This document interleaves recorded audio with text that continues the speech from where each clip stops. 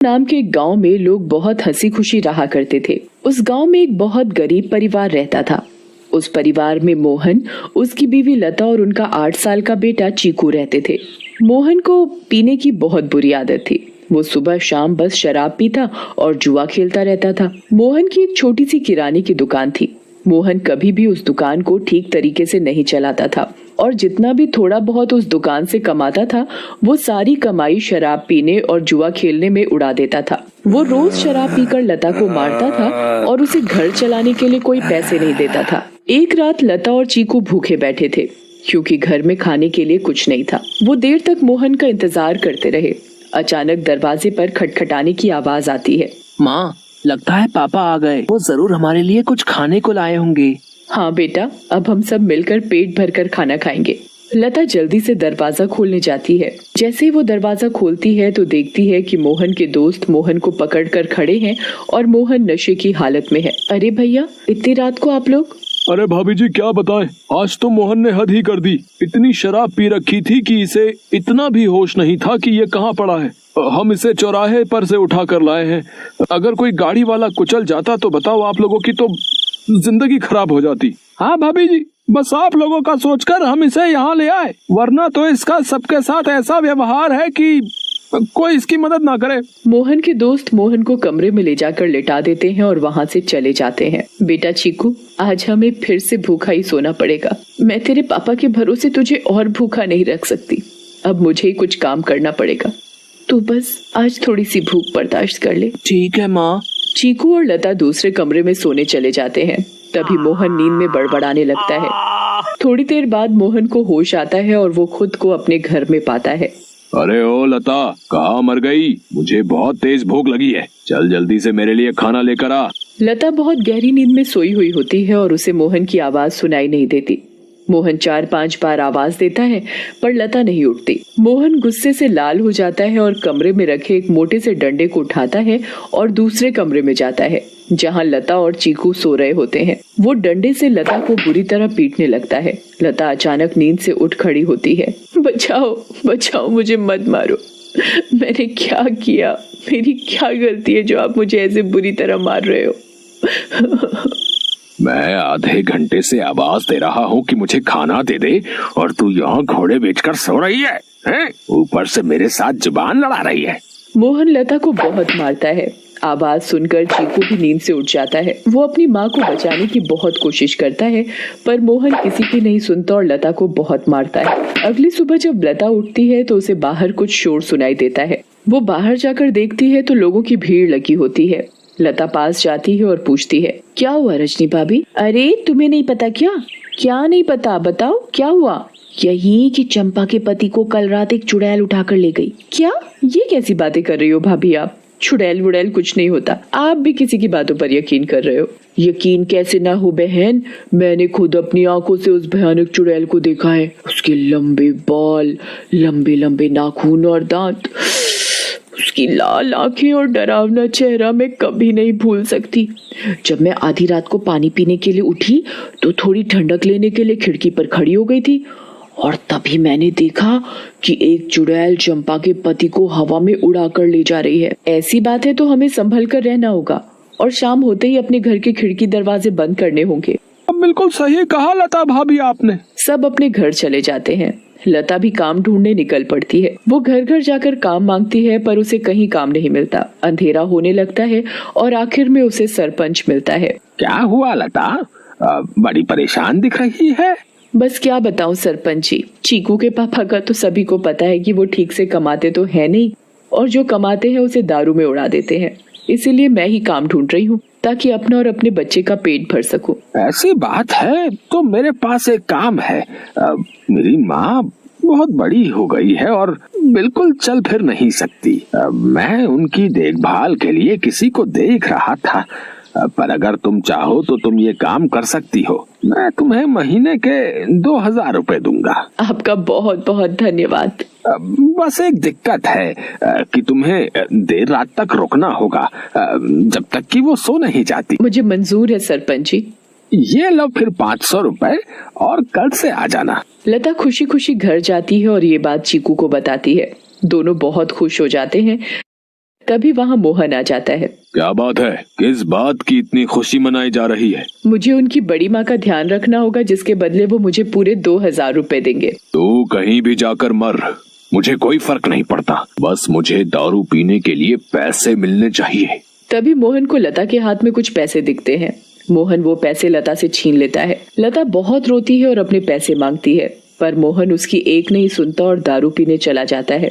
लता उन पैसों में से कुछ पैसे अपने पल्लू में पहले से ही बांध लेती है, जिसका वो घर का राशन ले आती है। उस दिन लता और चीकू पेट भरकर खाना खाते हैं, चैन की नींद सोते हैं। दूसरी ओर चुड़ैल का आतंक शुरू हो जाता है। वो आसमान से आती है और गांव वालों के घरों के ऊपर उड़ती रहती है। वो कभी किसी के घर के ऊपर तो कभी किसी और के घर के ऊपर अपने शिकार की तलाश में उड़ती रहती है। अब मैं अपना शिकार करूंगी। किसको लेकर जाऊं आज अपने साथ? किसको? बहुत देर तक चुड़ैल को कोई दिखाई नहीं देता। लगता है इस गांव के आदमी बहुत चालाक हो गए।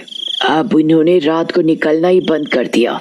अगर ऐसा रहा तो मैं अपना शिकार कैसे करूंगी? किसको लेकर जाऊं अपने साथ? किसको लेकर जाऊंगी अपने साथ? तभी भोला रात को घर के बाहर आता है और रस्सी पर सूख रहे कपड़े उतार कर इकट्ठे करने लगता है। चुड़ैल की नजर भोला पर पड़ती है। मिल गया मेरा शिकार। चुड़ैल भोला पर हमला करती है। वो उसे एक हाथ से पकड़ती है और अपने साथ हवा में उड़ाकर ले जाती है। बचाओ, बचाओ, मुझे छोड़ दो, जाने दो मुझे।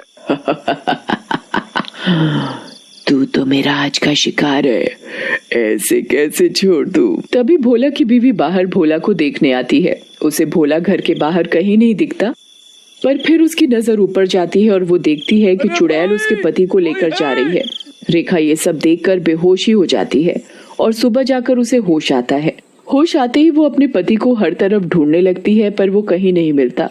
वो यहाँ वहाँ पागलों की तरह भागती है और चिल्ला रही है। तभी गांव के लोग इकट्ठे हो जाते हैं। क्या हुआ रेखा भाभी? अगली सुबह जब लता उठती है तो उसे फिर से घर के बाहर कुछ लोगों का शोर सुनाई देता है। लता बाहर जाती है। क्या हुआ रजनी भाभी, आज किस बात का शोर हो रहा है? अरे लता, कल रात चुड़ैल रेखा के पति को उठा कर ले गई। रेखा का तो रो रो कर बुरा हाल है। बेचारी रेखा भाभी। पर मुझे ये समझ नहीं आ रहा कि वो चुड़ैल हर रात किसी के पति को ही क्यों उठा कर ले जाती है। सही कहा लता भाभी, हमें इस बात का जल्द से जल्द पता लगाना होगा। सभी लोग मिलकर एक तांत्रिक के पास जाते हैं और सारी बात बताते हैं। मैं अभी पता लगाता हूँ कि ये चुड़ैल चाहती क्या है। ओम ह्रीम क्लीम चामुंडाय विच्चय नमः। ओम ह्रीम क्लीम चामुंडाय विच्चय नमः। तांत्रिक ध्यान लगाता है और उसे वो चुड़ैल दिखाई देती है। ये कोई साधारण चुड़ैल नहीं है, बहुत खतरनाक चुड़ैल है। इसे कब्जे में करना या खत्म करना मेरे बस की बात नहीं। पर हाँ, एक बात मुझे पता चली है कि ये बस आदमियों को ही नुकसान पहुंचाती है। इससे औरतों या बच्चों को कोई खतरा नहीं और इसकी शक्तियां रात को ही काम करती हैं। दिन में ये हम लोगों की तरह एक मामूली इंसान जैसी बन जाती है। बस मैं अपनी तांत्रिक विद्या से इतना ही पता लगा पाया हूँ। सब लोग अपने अपने घर चलने लगते हैं। तभी लता बोलती है, मेरे पास एक सुझाव है, अगर वो काम कर जाए तो। वैसे आप लोग मेरी बात सुनकर हंसेंगे, पर इसके अलावा कोई और तरीका नहीं दिख रहा इस चुड़ैल से बचने का। भाभी आप बताओ तो सही। पता चला अगला नंबर मेरा ही है। मैं अभी मरना नहीं चाहता। अंधेरा होने के बाद अगर सभी आदमी औरतों का भेष बनाकर रहे तो वो चुड़ैल किसी भी आदमी को औरत समझकर नहीं लेकर जाएगी। लता की बात सुनकर सब हंसने लगते हैं, पर बाद में सबको लता का ये सुझाव सही लगता है और सब अपने अपने घर चले जाते हैं। लता भी अपने घर चली जाती है। वो मैं कह रही थी कि गांव में चुड़ैल का आतंक बहुत बढ़ रहा है। वो हर रात एक आदमी को ले जाती है। तो गांव वालों ने तय किया कि सब आदमी अंधेरा होते ही औरतों के कपड़े पहन लेंगे ताकि वो चुड़ैल उन्हें औरत समझकर छोड़ दे। तेरा दिमाग तो ठिकाने है या पागल हो गई है? कोई बेवकूफी होगा जो ऐसा करेगा। मोहन लता की एक नहीं सुनता और चला जाता है। लता भी सरपंच के घर उनकी माँ की देखभाल के लिए चली जाती है। लता का पूरा दिन बहुत अच्छे से निकलता है। फिर रात हो जाती है और लता अपने घर के लिए निकल पड़ती है। दूसरी ओर गांव के सभी आदमी अंधेरा होते ही औरतों का भेष बना लेते हैं। लता जब अपने घर वापस जा रही होती है तो उसे आसमान से चुड़ैल आती दिखती है। लता बहुत डर जाती है और पेड़ के पीछे छुप जाती है। तभी वहाँ से मोहन गुजर रहा होता है। हे भगवान, अब मैं क्या करूँ? अब तो ये चुड़ैल इनको ले जाएगी, मैं इनको कैसे बचाऊं? मिल गया मुझे मेरा शिकार। चुड़ैल उड़कर मोहन को पकड़ लेती है। बचाओ बचाओ, कोई मुझे इस चुड़ैल से बचाओ। चुड़ैल मोहन को लेकर हवा में उड़ने लगती है। तभी लता दौड़कर आती है और चुड़ैल का पैर पकड़ लेती है। चुड़ैल लता को देखकर वापस जमीन पर उतर जाती है। ए पागल औरत, छोड़ मेरा पैर और ले जाने दे मुझे इस आदमी को, ये मेरा शिकार है। नहीं, मैं तुझे नहीं छोड़ूंगी। मैं तुझे अपने पति को नहीं ले जाने दूंगी, चाहे इसके बदले मुझे अपनी जान ही क्यों न देनी पड़े। चुड़ैल बहुत कोशिश करती है पर लता उस चुड़ैल के पैर को नहीं छोड़ती। छोड़ मेरा पैर, मेरी पायल टूट जाएगी, दूर रह मेरी पायल से, मेरी पायल मेरी जान है। इस चुड़ैल को आखिर इतना क्यों प्यार है इस मामूली सी पायल से, और ये ऐसे क्यों बोल रही है? कहीं इस पायल में ही तो इसकी जान नहीं? मुझे इस पायल को तोड़ देना चाहिए। लता उस पायल को तोड़ देती है। चुड़ैल आग में जलने लगती है। ये तूने क्या किया? मेरी पायल में ही मेरी जान थी और तूने वही तोड़ दी। चुड़ैल उस आग में खत्म हो जाती है। अब मुझे माफ कर दो लता, मैंने हमेशा तुम्हें मारा पीटा और आज तुमने ही मेरी जान बचाई। उस दिन के बाद से मोहन बदल जाता है। वो अच्छे से काम करता है और अपने परिवार का ध्यान रखता है और कभी शराब नहीं पीता।